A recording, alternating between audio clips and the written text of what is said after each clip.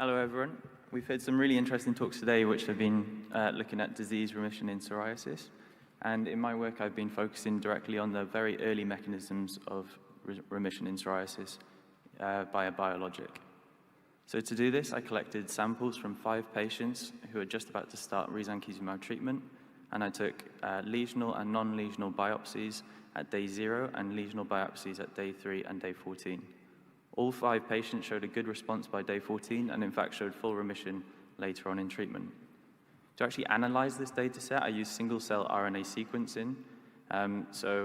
This is where you take the full transcriptomic profile of each individual cell.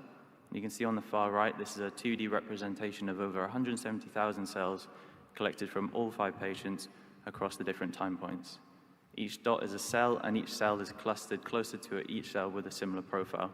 And this allows me to identify the clusters, and you can see we get a really nice capture of all the cell types you'd expect to get in skin from single-cell RNA sequencing.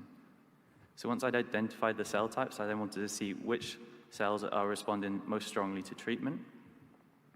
So to do this, I took the number of differentially expressed genes that each cluster is showing, and I plotted it onto this U-map. So here we have each cluster, but instead they're color coordinated according to the number of differentially expressed genes, and therefore they're showing a stronger response to the treatment. If you look at the day 3 versus day 14, myeloid cells show a strong response, and this is expected as they're key players within psoriasis pathogenesis. We also see that fibroblasts are showing a strong response, and this is really interesting given the fact that fibroblasts are becoming increasingly recognized as important players in inflammatory diseases in tissue. However, their role in psoriasis pathogenesis is not yet fully understood. By day 14, we see that keratinocytes have shown a very strong response, and this makes sense given that they're highly dysregulated in psoriasis skin. But from this slide, we can see a really nice image of a primary response in the dermis from the myeloid cells to the fibroblasts, and this flows through to the epidermis in the keratinocytes. Given this interesting finding with the fibroblasts, I then wanted to look more directly at them. So to do this, I subclustered the fibroblast population. You can see on the left, there's a really nice heterogeneity of fibroblast cell types present in the skin.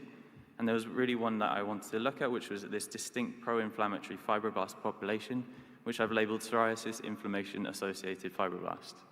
I've labeled it this because if you look at the middle plot, in terms of plotting the relative abundance across the different treatment time points, at baseline lesional skin, it's highly abundant, and then it's reduced by day 14.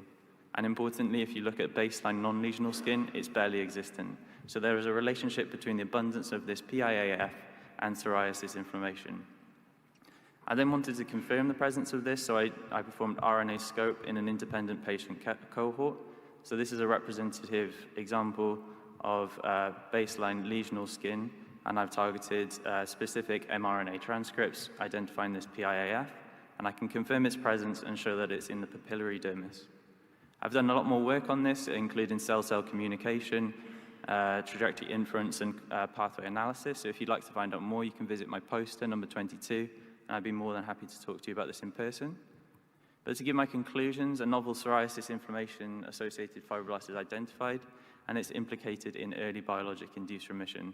Future work will be looking at this fibroblast in the context of being an early biomarker of drug-induced psoriasis remission. Just like to acknowledge everyone on this slide. Thank you to the IPC for allowing me to present, and thank you all for listening.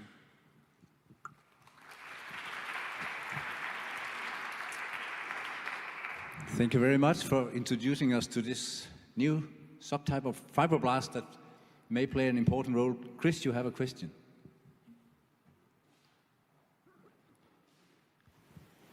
This is very interesting because back in 1985, there was several publications from a French group led by Colomb, where they'd used these transplantation experiments where they showed that fibroblasts from psoriasis would induce keratinocyte proliferation in normal skin. Yep. And they then went on to look at sort of the use of lasers to take out the dermal fibroblasts to see if that would improve psoriasis, and of course, as it did. And then the research in that area, other than some work we did in Michigan, we're looking at collagen-1 production by psoriasis fibroblasts. There's been nothing else I'm aware of, so I'm very pleased you've gone back and looked at this because it's been something that's been puzzling me for a long time. So that's good. Well done. Thank you. Thank you very much.